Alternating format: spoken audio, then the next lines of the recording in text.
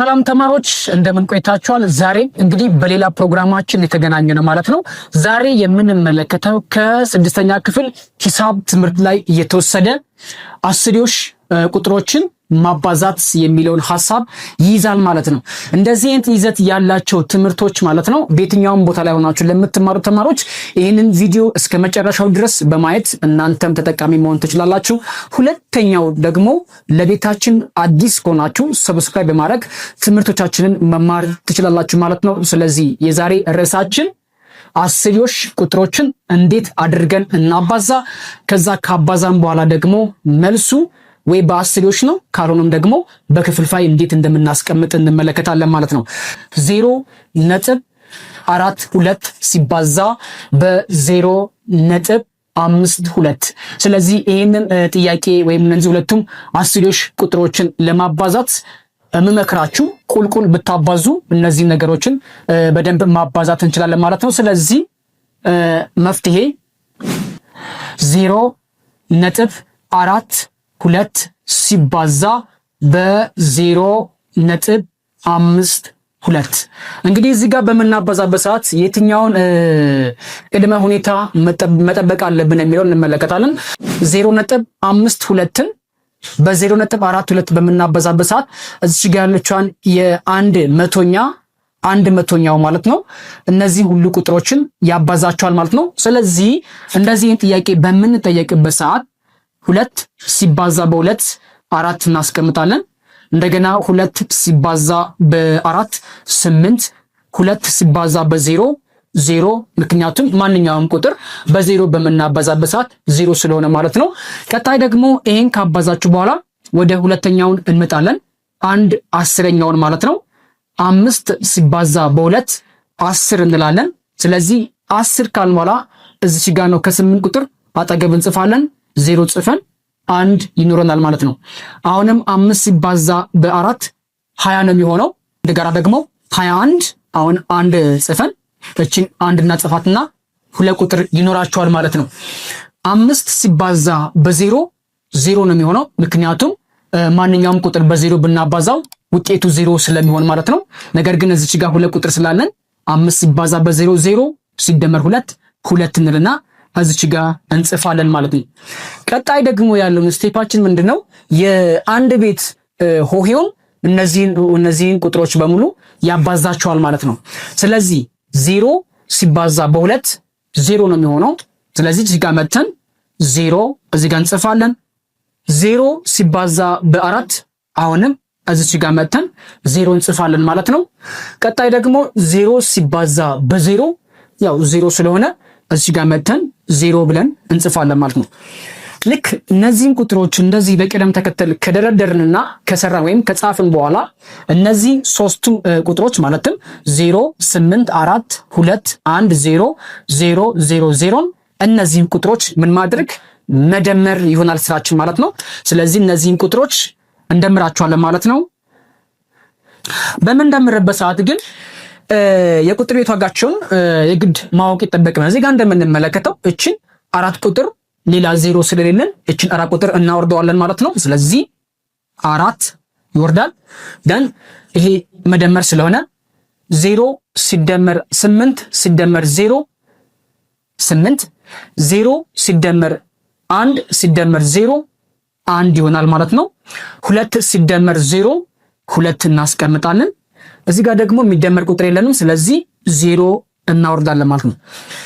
እዚህ ጋር የምትመለከቱት ቁጥር ማለት ነው 0 2 1 8 4 የሚለውን እንግዲህ ያባዛናቸው ቁጥሮች ሁለቱም ቁጥሮች አስርዮሽ ቁጥሮች ናቸው።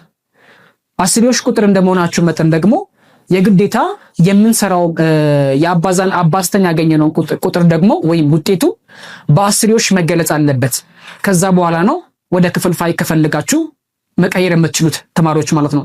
ስለዚህ አስርዮሽ ቁጥሩ ይሄንን የጻፍነው የደመርነውን ቁጥር ወደ አስርዮሽ ለመቀየር የግዴታ ደግሞ እዚች ጋር አስርዮሽ ነጥብ ደግሞ በእነዚህ ቁጥሮች መካከል የሆነ ቦታ ላይ የግድ መግባት አለበት ማለት ነው።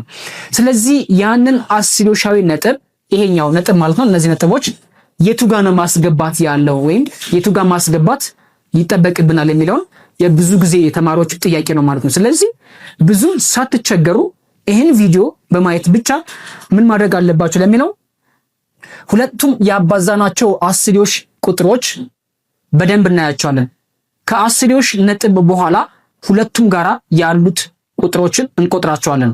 ለምሳሌ 0.42 ካልኩኝ በኋላ ከአስርዮሽ ነጥብ በስተቀኝ በኩል ድረስ በስተቀኝ በኩል ያለው ቁጥር ብዛት ሁለት ናቸው። 1 2 እዚህም እንደምታዩት 1 2። ስለዚህ አጠቃላይ 4 ቁጥሮች ከአስርዮሹ ነጥብ በስተቀኝ በኩል እንተዋለን ማለት። ስለዚህ ከግራ ጀምራችሁ 1 2 3 4 አራተኛ ቁጥራችሁ ላይ ከፊት ለፊት ከኋላ ታድርጉትና ከፊት ለፊቱ አስርዮሽ ነጥባችሁን ማስቀመጥ ይጠበቅባችኋል ማለት ነው። ስለዚህ 1 2 3 4 ነጥቡ እዚህ መሃል ላይ እናስገባለን ማለት ነው። እዚህ ጋር እንደምትመለከቱት 0.42 ሲባዛ በ0.52 መልሱ 0.2184 ብለን ነው የምንጠራው። ስለዚህ ይሄ መልሱ መሆን ይችላል ማለት ነው። እጅግ በጣም ቀላል ነገር ነው። ስለዚህ የዚህ መልስ እኩል ይሆናል። ከላይ ልጻፍላችሁ 0.2184 መልሱ ይሄ ነው የሚሆነው ማለት ነው። በሱ ምሳሌ መሰረት ይሄኛውንም አስርዮሽ ቁጥር እንዴት አድርገን እናባዛዋለን እኔ እጀምርላችኋለሁ። እናንተ ደግሞ እንደምትጨርሱት ተስፋ አደርጋለሁ። ስለዚህ ምን ማድረግ አለባችሁ የሚለውን እናያለን ማለት ነው። እነዚህን ቁጥሮች በምታባዙበት ሰዓት ቁልቁል ብታባዙ ለተማሪዎች እጅግ በጣም ይቀላችኋል ማለት ነው። ስለዚህ ይህንንም ማስቀደም ትችላላችሁ። ከፈለጋችሁ ከሁለት አንዱ ማስቀደም ትችላላችሁ።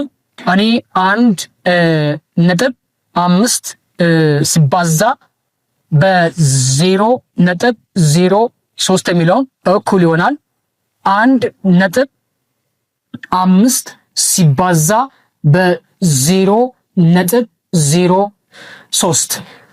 እንግዲህ ቅድም እንዳወራ ነው እነዚህን ቁጥሮች እዚህ ጋር እንደምናየው ማለት ነው 3 ቁጥር እነዚህን ቁጥሮች በሙሉ ያባዛቸዋል ማለት ነው። ስለዚህ በምናበዛበት ሰዓት 3 ሲባዛ በ5 15 5 ጽፋችሁ ይሄን እንዲማድረግ ይጠበቅባችኋል። 15 5 ጽፈን አንድ ይኖራችኋል ማለት ነው። እንደገና 3 ሲባዛ በ1 3 ነው። ከቅድሙ አንድ ጋር 4 እንጽፋለን። ይሄን ጽፈን ኦሬዲ ጨርሰናል ማለት ነው። ቀጣይ ደግሞ 0 እነዚህ ሁለቱም ቁጥሮችን ያባዛቸዋል ማለት ነው። ስለዚህ 0 ደግሞ በማንኛውም ቁጥር በምናባዛው ጊዜ ማንኛውም ቁጥር በ0 ሲባዛ ውጤቱ 0 ነው የሚሆነው ማለት ነው። ስለዚህ እነዚህን ብዙም ሳንቸገር እዚህ ጋር መተን 0 እንደገና 1 ሲባዛ በ0 0 እንላለን። የመጨረሻው የአንድ ቤት ሆሄው አሁንም እነዚህን ቁጥሮች በሙሉ ያባዛልኛል ማለት ነው። ስለዚህ 0 ሲባዛ በ5 እዚህ ጋር መተን 0 እንላለን። 0 ሲባዛ በ1 አሁንም 0 እንላለን። እነዚህን ቁጥሮችን አነባብረን በምናስቀምጥበት ሰዓት የሆነ ስህተት ከሰራን አባስተን የምናገኘው ውጤት ልክ ላይሆን ይችላል ማለት ነው። ስለዚህ በመጨረሻ እነዚህን ቁጥሮች ምን ማድረግ ነው መደመር ይሆናል ማለት ነው። ስለዚህ እንዴት አድርጋችሁ ነው የምትደምሩት የሚለውን እንመልከት።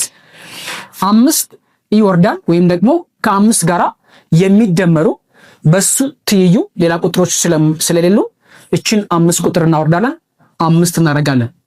ሌላኛው ደግሞ 0 እና ይሄኛው 0 እና ይሄኛውን 4 እንደምራቸዋለን። ስንደምረው 4 ይሆናል ማለት ነው። ሌላኛው ደግሞ እዚህ ጋር ቁጥር የለንም 0 ሲደመር 0 እንላለን። 0 ይሄኛው 0 እናደርጋለን። ቅድም እዚህ ጋር በሰራሁት ምሳሌ መሰረት ማለት ነው። እዚህ ጋር በሰራሁት ምሳሌ መሰረት እዚህ ጋር አስርዮሽ ነጥብ ስላለ ሁለቱም ጋራ አስርዮሽ ነጥብ ስላለ ወይም አንዱም ጋር ራሱ ካለ ይህንን ተግባርን ከውናለን ማለት ነው። ስለዚህ አስርዮሽ ነጥቡ ከአስርዮሽ ነጥቡ በስተቀኝ በኩል ያሉ ቁጥሮች ብዛትን እናያለን ማለት ነው። እዚህ ጋር 1 ነው፣ እዚህ ጋር ደግሞ 2 ነው። አጠቃላይ 3 ቁጥሮች ናቸው። ስለዚህ ከግራ በኩል ተነስታችሁ ከቀኝ በኩል ተነስተን ወደ ግራ መቁጠር እንጀምራለን። ወይም ከኋላ 1 2 3 ሶስተኛ ቁጥር ወደ ኋላ እንተውና በመሃል እንገባለን። ስለዚህ መልሳችን የሚሆነው 0.04 5 ይሆናል ማለት ነው። ስለዚህ የዚህ መልስ 0.045 ይሆናል ማለት ነው። ስለዚህ በዚህ ምሳሌ መሰረት ይህን ቪዲዮ እስከ መጨረሻው ድረስ ካያችሁት ማለት ነው በዚህ ምሳሌ መሰረት እናንተም በርካታ ጥያቄዎችን መሞከር ትችላላችሁ ማለት ነው። ሐሳብ አስተያየትም ካላችሁ ኮሜንት ላይ አሳውቁኝ። እንዲሁም ደግሞ ይህን ቪዲዮ እስከ መጨረሻው ድረስ ካያችሁት ማለት ነው ለእናንተ የሚሆንና መልሱ ኮሜንት ላይ ብታሳውቁን የምናየው ጥያቄ ልስጣችሁ። እጅግ በጣም ቀላል ነገር ነው። ስለዚህ ለእናንተ የሚሆን ጥያቄ እዚህ ጋር ጻፉላችሁ። ሐመሩሃ 5.31 ሲባዛ በ0.003 ስለዚህ የዚህ መልስ ስንት ነው የሚለውን ለእናንተ እንተዋለን። በቀጣይ በሌላ ቪዲዮዎች እንገናኛለን። በያላችሁበት መልካም ጊዜ እንመኛለን። ይመቻችሁ።